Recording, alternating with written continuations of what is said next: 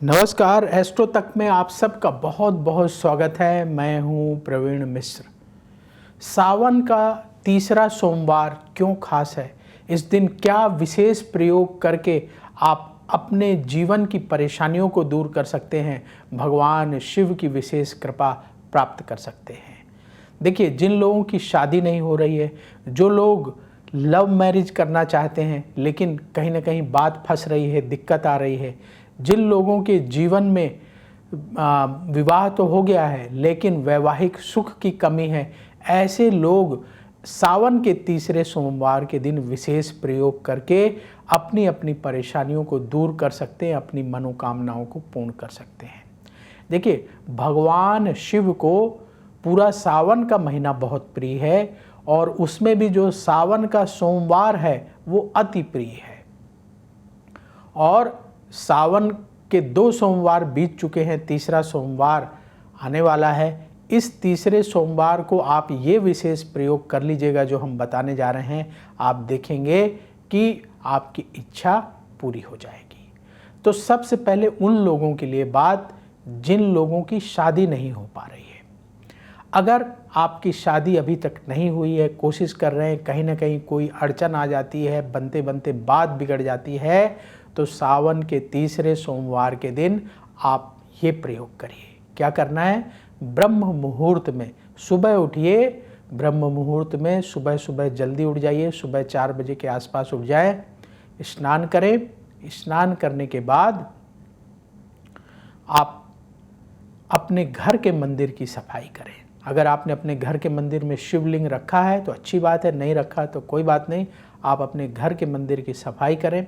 सफाई करने के बाद घर के मंदिर में एक दीपक जला दें और जो आपकी नियमित पूजा है, जो पूजा करते हैं, वो पूजा करिए।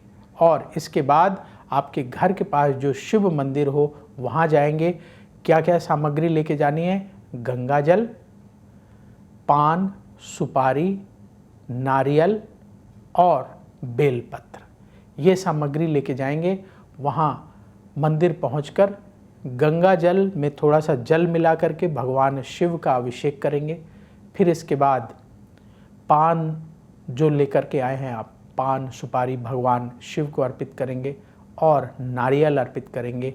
बेलपत्र जो लेकर के आए हैं, जितना बेलपत्र मिल जाए, 11 बेलपत्र, 21 बेलपत्र, जितना संभव हो मिल जाए, आप भगवान शिव पर चढ़ाएंगे। ओम नमः शिवाय, ओम नमः शिवाय ऐसा बोलते जाएंगे।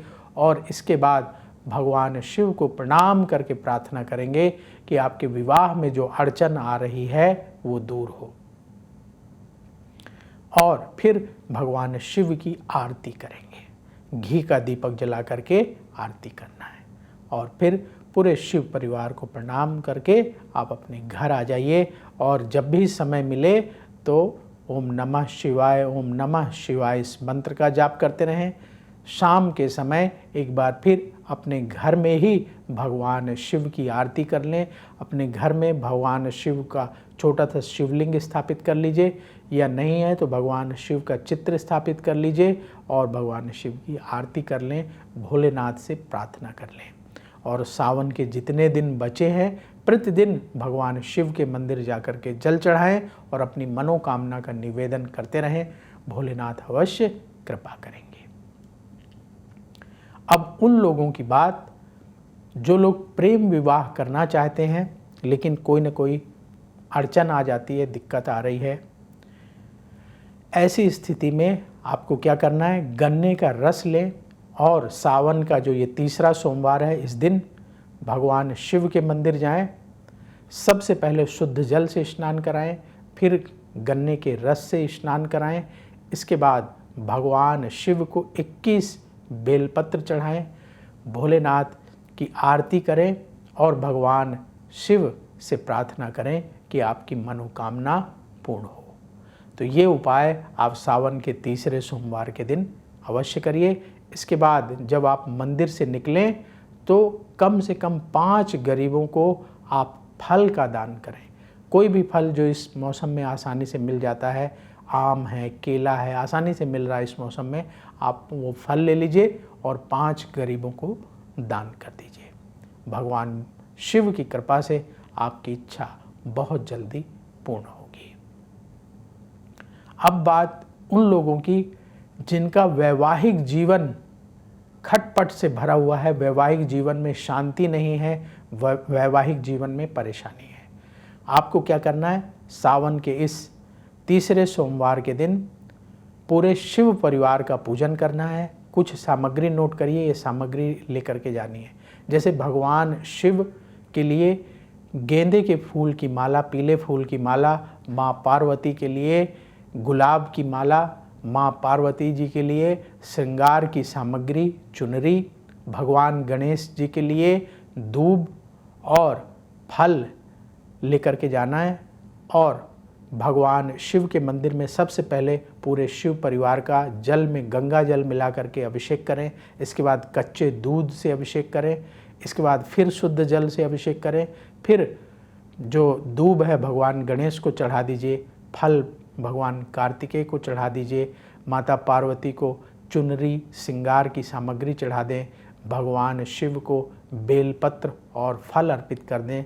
और इसके बाद भगवान शिव की आरती करें, प्रार्थना करें भोलेनाथ से कि आपका वैवाहिक जीवन सुखद हो। और प्रतिदिन जितने दिन सावन बचे हैं, हर दिन भगवान शिव के मंदिर जा कर के पूरे शिव परिवार का जल से अभिषेक करना है और भगवान भोलेनाथ को जल, कच्चा दूध और बेलपत्र अर्पित करना है। ये उपाय आप करते रहिएगा। भोलेनाथ की कृपा से आपका जो वैवाहिक जीवन है सुखद होगा, परिवार में सुख शांति और बढ़ेगी।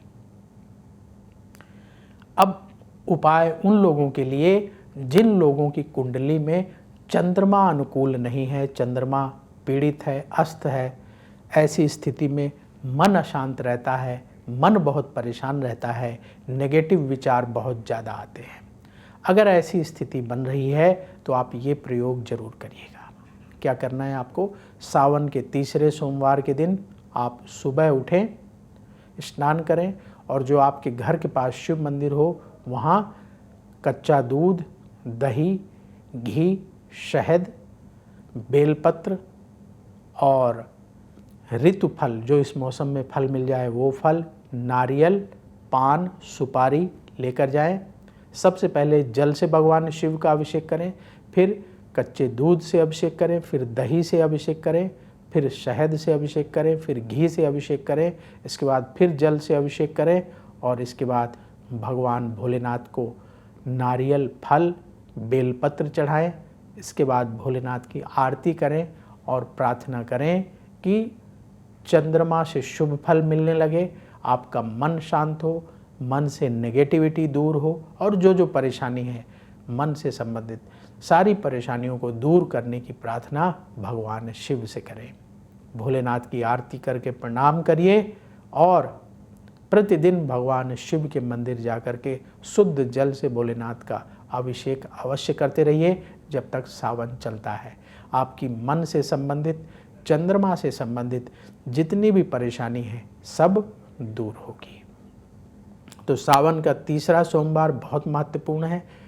ये प्रयोग जिन लोगों के लिए बताए हैं वो लोग अवश्य ये प्रयोग कर लें। और अगर आपकी कोई परेशानी नहीं है तो भी आप सावन के इस पावन अवसर पर भगवान शिव को जल अवश्य चढ़ाइएगा। सिर्फ जल चढ़ाने मात्र से भगवान भोलेनाथ प्रसन्न होते हैं और हमारी मनोकामनाओं को पूर्ण करते हैं। तो आप सबको भगवान शिव का आशीर्वाद मिले, ऐसे हम भोलेनाथ से प्रार्थना करते हैं। देखते रहिए एस्ट्रोतक, बहुत जल्दी फिर मुलाकात होगी। बोलिए भगवान शिव की जय। समस्याओं का समाधान चाहते हैं और चाहते हैं कि आपकी समस्याओं को ज्योतिष के माध्यम से सुलझाया जाए तो आप हमसे संपर्क कर सकते हैं, जुड़ सकते हैं एस्ट्रो तक पर।